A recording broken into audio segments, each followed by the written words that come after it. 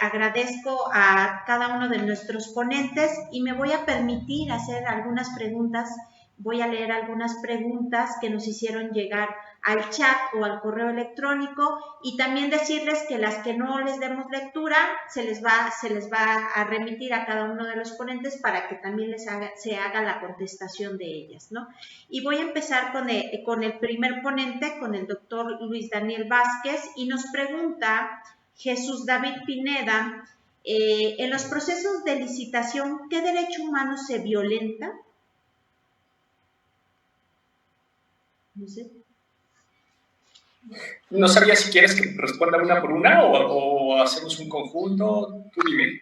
Solamente, perdón, les voy a, tal vez no expliqué bien la mecánica, solamente nos vamos a permitir leer una pregunta por cada uno de los ponentes, dado que tenemos bastantes preguntitas, no queremos como que estar haciendo demasiadas, solamente vamos a tener 4 preguntas, ¿sí? Y una ok, para ya cada entendí. ¿sí? Respondo ahora entonces, ¿cierto? Por favor, sí. Ok, perfecto. Bueno, en realidad el problema es que la idea de licitación es muy general. Obviamente hay licitaciones que están involucradas con todos los derechos. Entonces, dependiendo de en qué campo se da la licitación, pues será el derecho violentado. Por ejemplo, si la licitación es para comprar medicinas, pues obviamente el derecho que será violentado será seguramente el derecho a la salud. En cambio, si la licitación es para comprar, por ejemplo, material para construir una vivienda, bueno, pues el derecho violentado será el derecho a la vivienda. O si la licitación es para, qué sé yo, pagar servicios profesionales de dictámenes periciales, pues muy probablemente el derecho violentado será el derecho al acceso a la justicia y al debido proceso. Entonces va a depender de dónde se da específicamente la licitación. También puede suceder, que esta es la parte interesante y al mismo tiempo complicada, que la licitación a lo mejor no tenga una relación directa con algún derecho en particular, pero de todas maneras haya un golpe, haya un impacto en el patrimonio estatal. Entonces, en ese sentido, pues podríamos decir que es un poco más generalizado. Y esto es importante cuando sobre todo lo que queremos es, en específico, generar litigios estratégicos, porque en estos casos, en donde las licitaciones son generales o el impacto o el perjuicio, digamos, al patrimonio estatal es un poco más general, el gran problema es que no tenemos una víctima en particular, ¿no? La víctima seríamos todos, porque obviamente el impacto patrimonial es generalizado, ¿no? Como sí podemos identificar víctimas en específico cuando la licitación amañada es, por ejemplo, en un padrón para la compra de bienes para un padrón específico de personas que necesitan cierto medicamento, de dotación de leche o lo que sea. Bueno, ahí podemos identificar a las víctimas con mucha facilidad, ¿no? Ahora que fueron los sismos en la reconstrucción, por ejemplo, de las casas derruidas, ahí podemos reconocer a las víctimas con mucha facilidad, cosa que no sucede cuando el daño es generalizado. Entonces, esto hay que acotarlo caso por caso. Nosotros lo que tenemos que hacer específicamente es ir a analizar caso por caso, mirar en qué consistió la licitación, mirar si hay víctimas directas, padrones específicos que podamos mirar y en ese sentido pues hacer la vinculación correspondiente.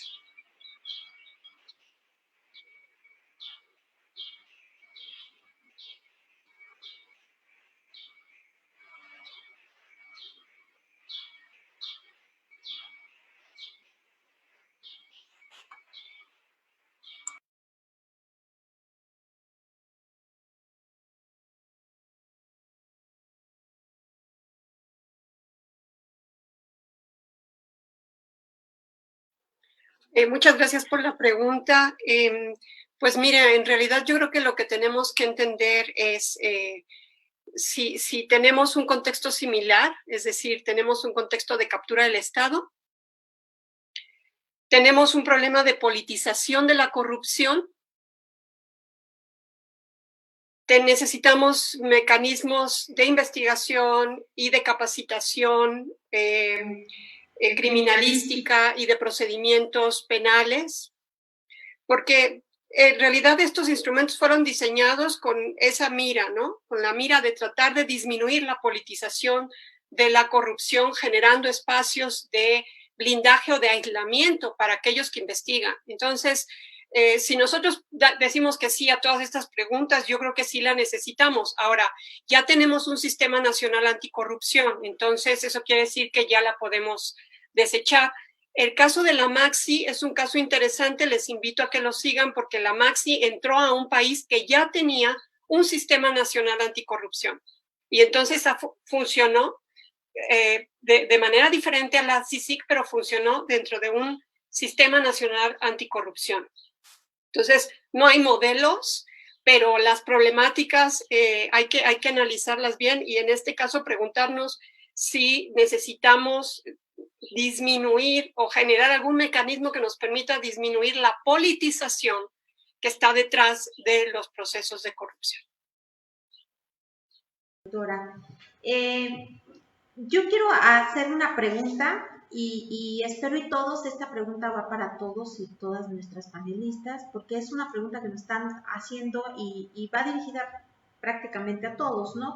¿Cuál es su opinión sobre la Política Nacional Anticorrupción aprobada el 29 de enero del 2020 por el Comité Coordinador del Sistema Nacional Anticorrupción? No sé quién quisiera hacer la respuesta a esta pregunta de nuestro panel.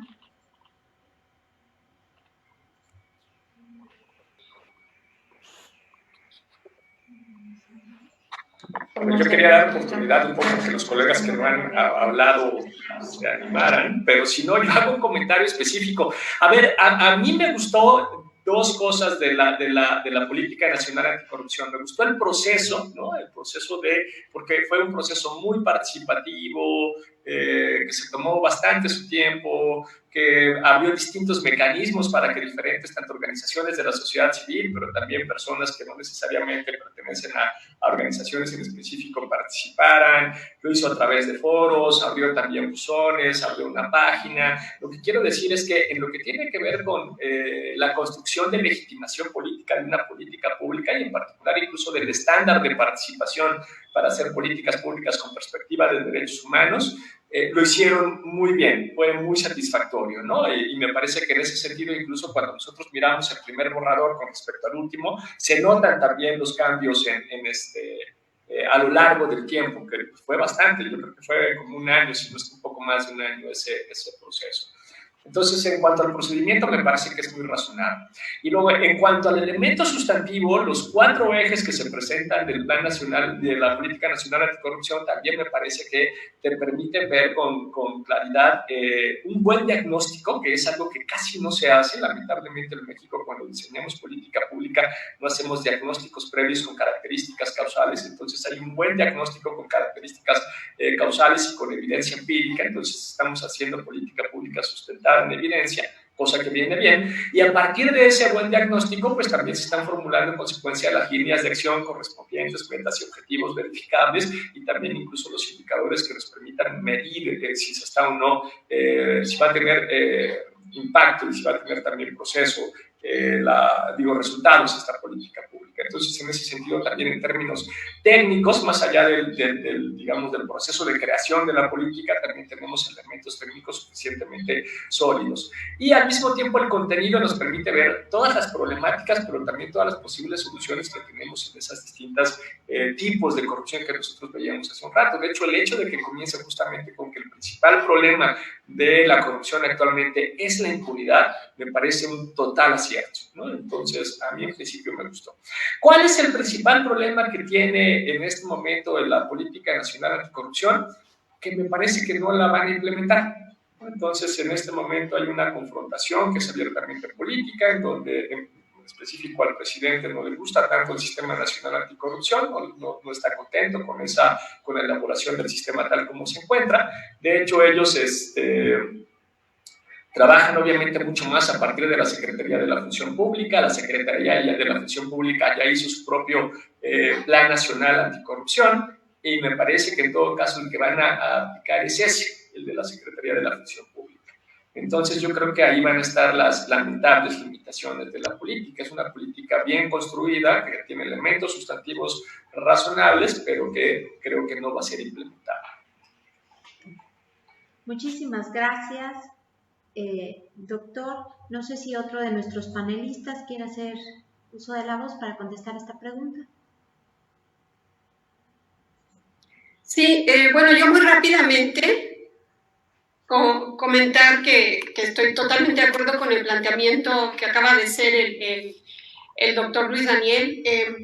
Yo nada más desde el ámbito de las organizaciones encuentro que el gran reto que tienen, que viene desde el diseño del Sistema Nacional Anticorrupción, es el tema de la coordinación de tantos actores. O sea, todas las organizaciones siempre enfrentan problemas de coordinación y de regulación, pero el tema de la coordinación no se puede mandatar, o sea, no se puede decir coordínense, o sea, no es un acto que se mandata, es un acto que se construye, requiere tiempo, requiere muchísimas habilidades, y entre más actores están participando en este proceso, más difícil es la coordinación. Entonces, a mí me parece que todas las propuestas de manejo contra la corrupción me parecen más que bienvenidas, tenemos que apoyarlas.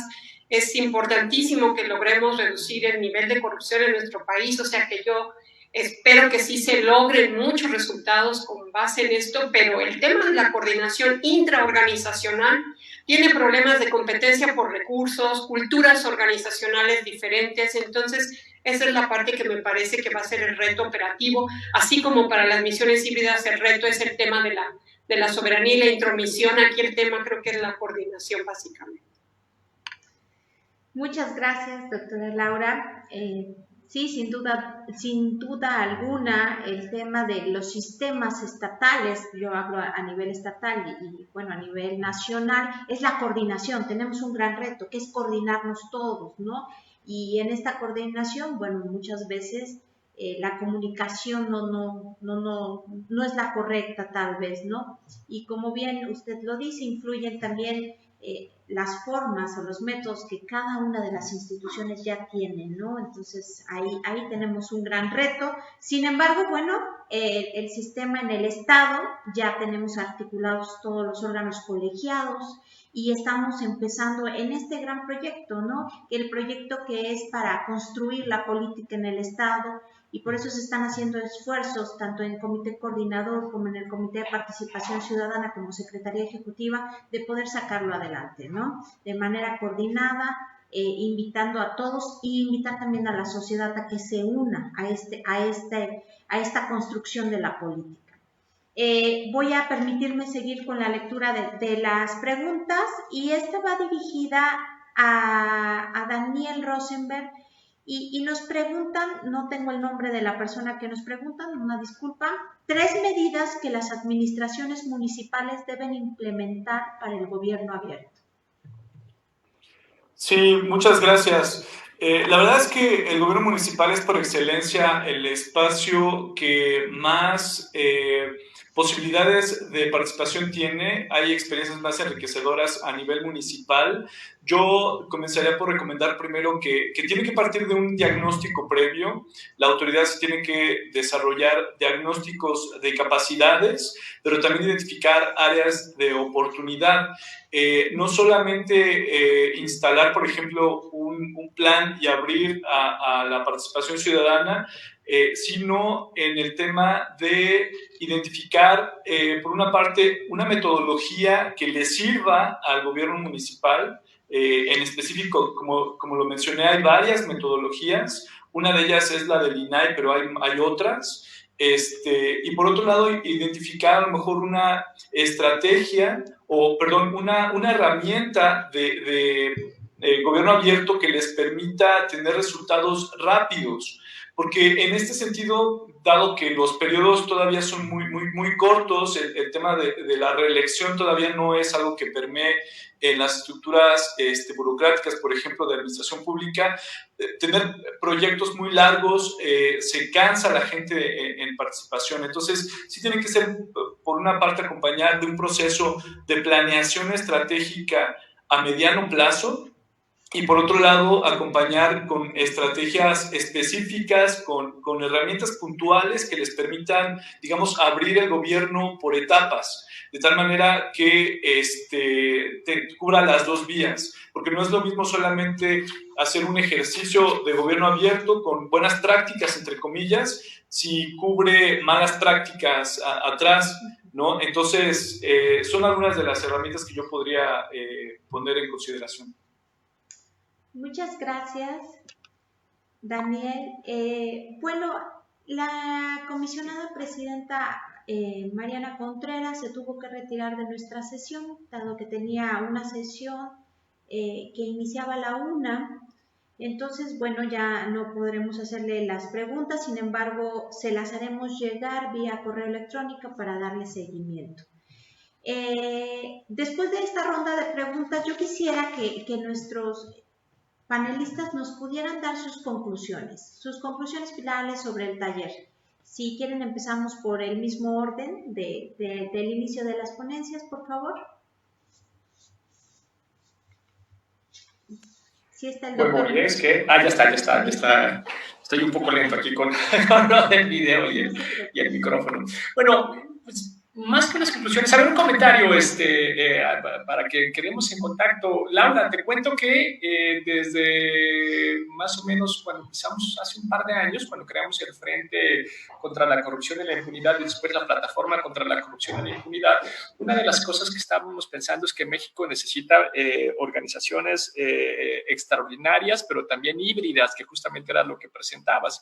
Y de hecho, cuando gana la elección nuestro presidente actual, nos reunimos con él y después con la Secretaría de Gobernación y también con Alejandro Encinas para empezar a trabajar una propuesta de justicia transicional que implicaba justamente mecanismos extraordinarios y también híbridos.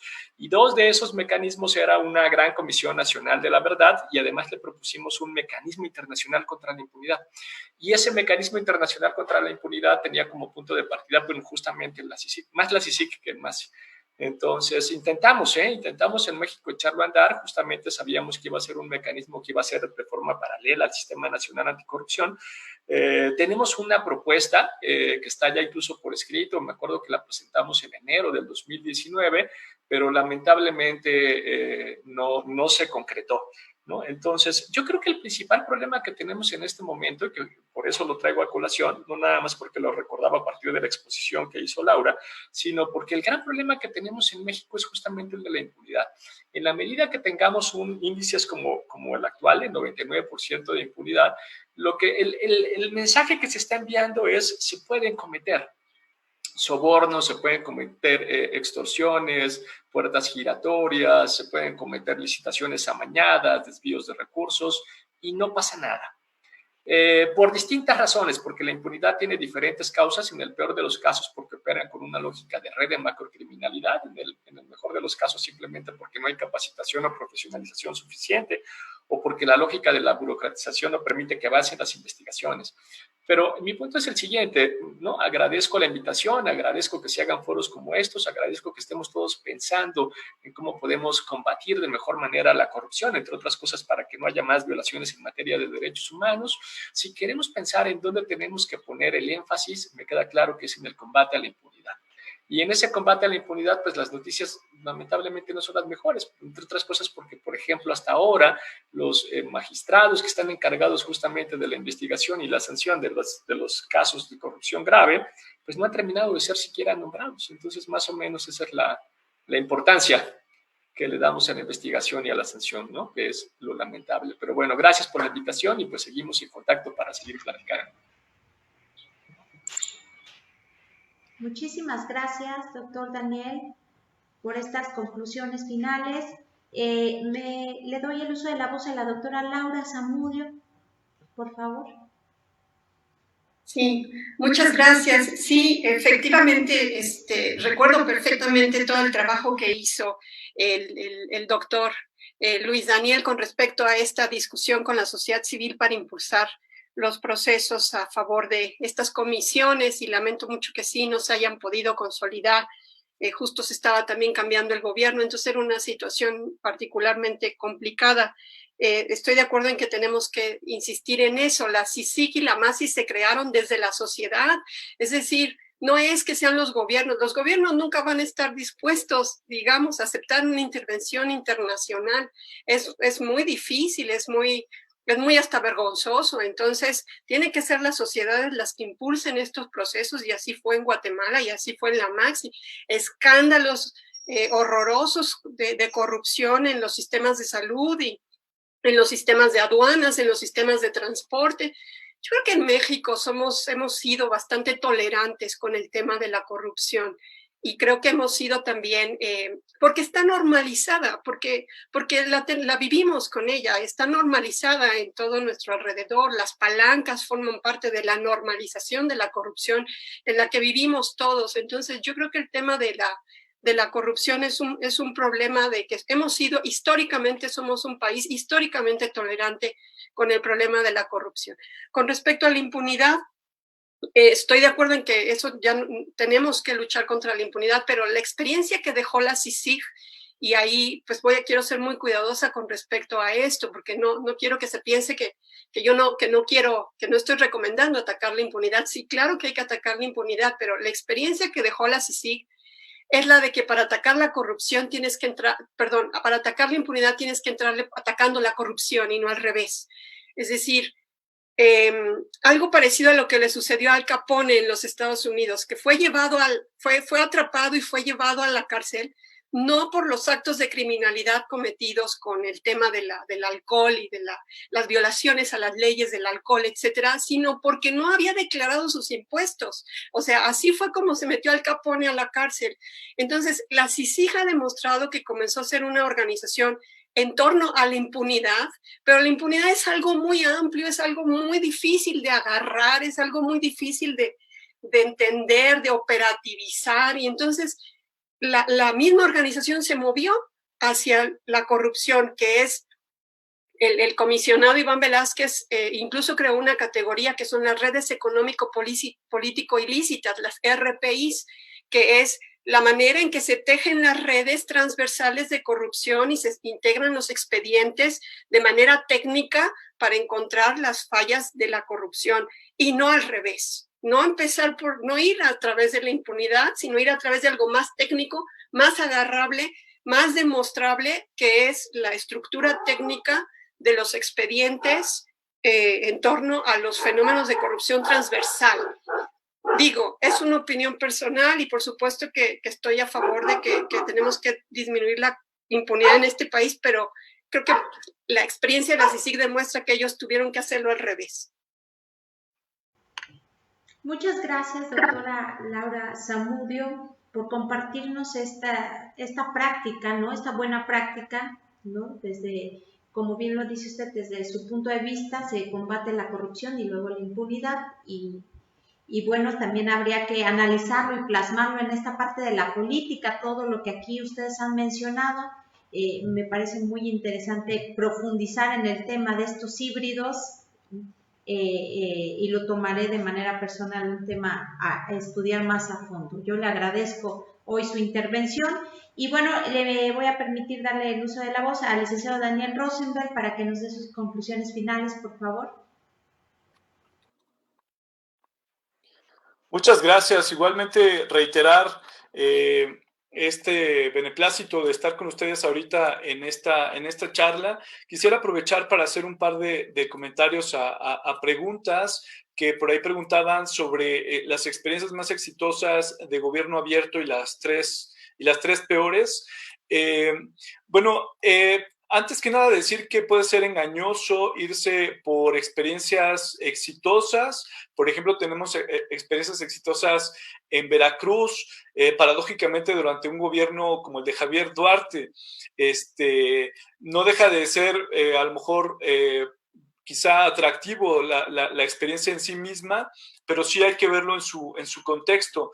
Experiencias malas, tenemos lamentablemente mucha simulación, y en ese sentido no es particular de espacios de participación ciudadana o de espacios de gobierno abierto, como ven, ocurre a nivel de muchos espacios de áreas de política en donde la simulación es la palabra clave y el discurso. Entonces, yo nada más quisiera decir que estos temas son muy importantes como para que se los dejemos a la política y o a los políticos más que nada, ¿no?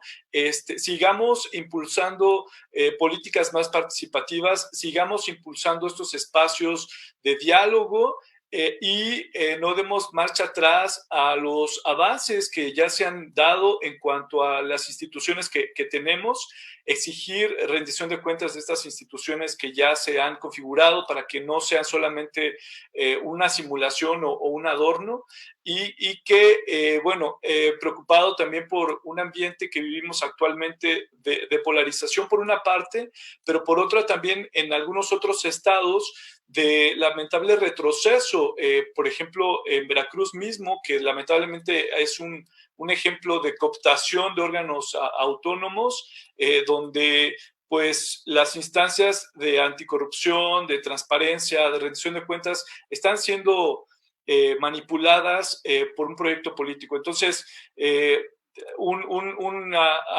mensaje a toda la ciudadanía y a los funcionarios públicos que nos escuchan, y que no demos marcha atrás en estos avances y le demos frente entre todas y todos a los retos que tenemos por delante. Muchas gracias y felicidades, licenciada Itzel, por esta gran iniciativa que tienen. Muchas gracias, Daniel. Pues no me queda más que agradecerles a todas y a todos por haber participado en este segundo día de nuestro foro de construyendo una política anticorrupción para nuestro estado, para el estado de Guerrero. Sin duda alguna, las ponencias del día de hoy, las 4 ponencias, nos dejan mucho para reflexionar, nos dejan tarea también para incluir, y acercarnos mucho más. Todos pues al final hicieron el mismo comentario. Hay que tener este acercamiento, esta vinculación, ciudadanía, gobierno, servidores públicos que son parte, para poder hacer. Sin duda, los esperamos mañana para nuestro tercer día y último día de este foro con el tema de delitos en temas anticorrupción. Les pedimos a todos que se registren, van a aparecer las redes sociales y la página, para que también nos hagan favor de contestar una encuesta en esta construcción de la política. Lanzamos una encuesta digital en nuestro portal oficial, justamente porque queremos escuchar su opinión, su comentario, qué piensan sobre la corrupción. Es un modelo que está basado en cómo se construyó la política a nivel nacional, y nosotros como Estado estamos haciendo este replique para conocer cómo se encuentra el estado de Guerrero y cuál es la opinión de ustedes. Se las mandamos a su correo también y les volvemos a mandar la liga para que estén registrados para el día de mañana. Los esperamos mañana. Muchísimas gracias, Daniel. Muchísimas gracias a Laura. Muchísimas gracias, Rosenberg. Y bueno, la comisionada presidenta que ya no está, pero gracias a todos y a todas por este día. Nos vemos mañana. Buenas tardes. Gracias. Gracias, buen día, que estén bien. Un abrazo.